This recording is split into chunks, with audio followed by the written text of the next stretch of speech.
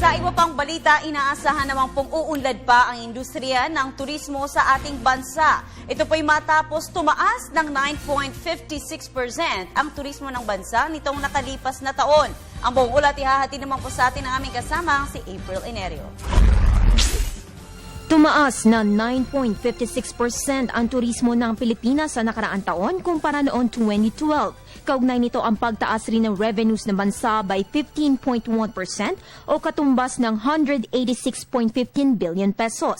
Ito'y sa harap ng mga pagsubok na dinulot ng mga nagdaang kalamidad sa bansa.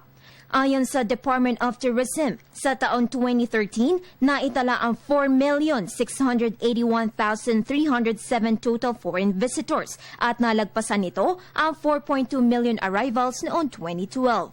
Nai-record naman ang growth rate sa mga buwan ng Pebrero, Hunyo at Agosto.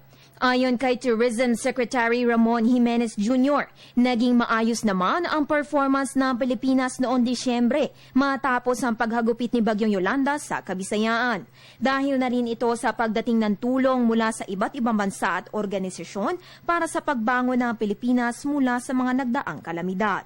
Sa mga banyagang turista, nananatiling pinakamarami ang mga Koreano na may 24.9% share o katumbas ng 1.17 million visitors. Sunod dito ang mga Amerikano na may 14.4% share o mahigit 600,000 arrivals. At ang Japan, China at Australia sa top 5 source markets ng turismo ng Pilipinas. Ayon pa kay Jimenez, maraming oportunidad pa sa turismo ang mailalatag ngayong taon mula sa mga programang nasa ilalim ng National Tourism Development Plan ng gobyerno.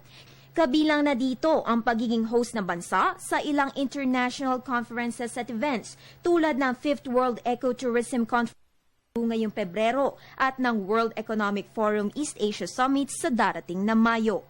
Hinihikayat naman ang mga Pinoy na maging aktibo sa pagpapalaganap ng turismo sa bansa, pagkat ito'y isang paraan para mapaunlad ang ating ekonomiya at magiging daan pa sa pagbubukas na maraming oportunidad ng trabaho para sa mga Pilipino. Para sa Telebisyon ng Bayan, April Enerio.